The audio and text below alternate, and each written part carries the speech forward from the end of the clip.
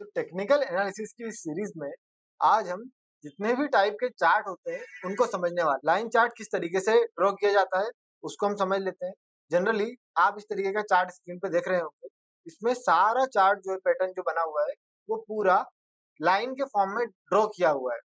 Generally क्या होता है, डेली बेसिस पे जो भी क्लोजिंग प्राइस होता है मार्केट का, जो भी लास्ट ट्रेडेड प्राइस होता है at the time of market closing, उस प्राइस को नोट कर लिया जाता है। देन एवरी डे इस डेटा को क्रंच किया जाता है।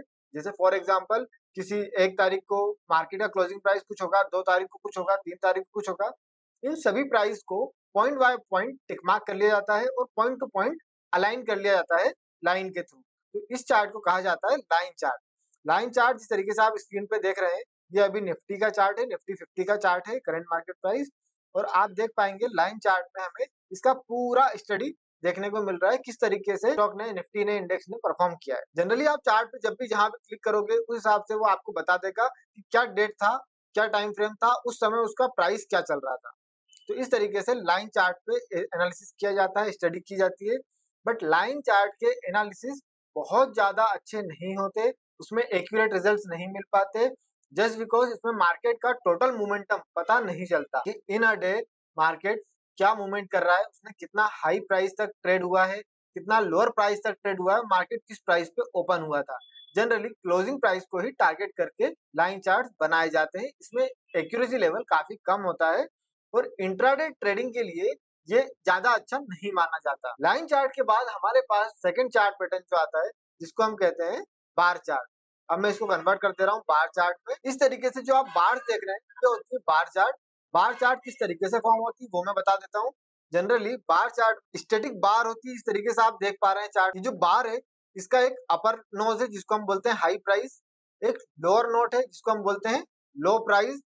लेफ्ट हैंड साइड में जो हमें दिखेगा वो होता है इसका ओपनिंग प्राइस और राइट हैंड साइड पे जो होता है उसको बोलते हैं क्लोजिंग प्राइस।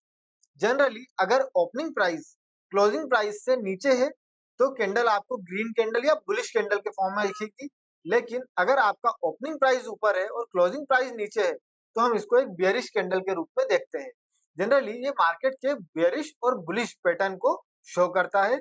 बेयरिश पैटर्न मतलब मार्केट में जब हम मंदी की ओर बात करते हैं तो मंदी को कहा जाता है बेयरिश, और जब बुलिश पैटर्न की बात करते हैं तो जब मार्केट में तेजी की बात की जाती है उसको कहा जाता है बुलिश।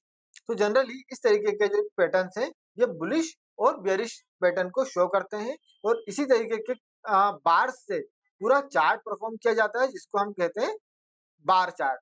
इस बार चार्ट पे भी काफी अच्छी परफॉर्मेंस मिलती है जिसमें हम लॉन्ग टर्म इन्वेस्टमेंट के लिए प्रेफर करते हैं।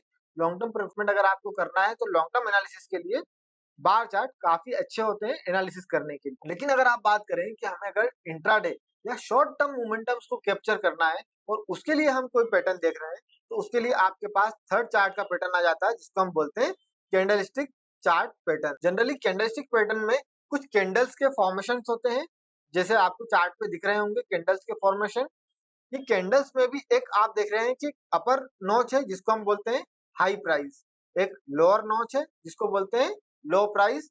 इसके अपार्ट इस कैंडल में ओपन और हाई को एडजस्ट करने का पैमाना केवल उसके कलर से डिफाइन किया जाता है।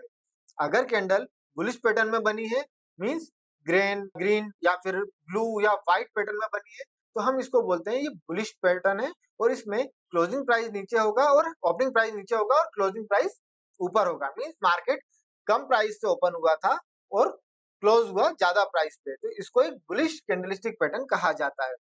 इसके अपार्ट अगर हम इस कैंडल को देखें जिसमें एक हाई है एक लो है, बट इसमें मार्केट ओपन ऊपर हुआ होगा और क्लोज नीचे हुआ होगा, इसलिए एक बेरिश पैटर्न है। हर कैंडल पे हम कर्सर को क्लिक करेंगे तो उसका हमें ओपन हाई और लो प्राइस पता चल जाता है। जैसे इस कैंडल पे अगर मैंने क्लिक किया तो आप देखेंगे ये 20 दिसंबर 2024 का कैंडल है। इसका ओपनिंग प्राइस है 23,960.70, ये क्लोज हुआ है 23,583। मींस ओपनिंग प्राइस ज्यादा है और क्लोजिंग प्राइस कम है, इसलिए इसको बेरिश कैंडल बोलेंगे और ये रेड कलर के फॉर्म में हमें दिख रहा है। वहीं अगर हम किसी ग्रीन कैंडल को देखेंगे तो यहाँ पे देखो 2 जनवरी 2025 का कैंडल है। ओपनिंग प्राइस है 23,783 और क्लोजिंग प्राइस है 24,188।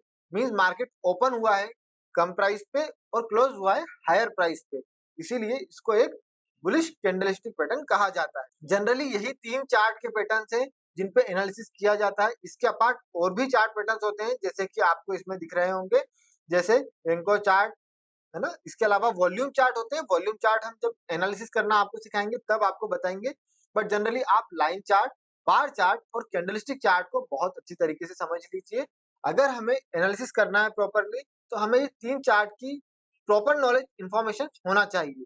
जनरली लाइन चार्ट में लॉन्ग टर्म इन्वेस्टमेंट के लिए ही परफॉर्म किए जाते हैं लाइन चार्ट्स को, बट इसमें डिटेल इन्फॉर्मेशन नहीं होने के कारण बार चार्ट को प्रेफर किया जाता है। बार चार्ट और कैंडलस्टिक चार्ट दोनों इन्वेस्टमेंट एनालिसिस के लिए काफी अच्छे चार्ट पैटर्न चार्ट्स हैं।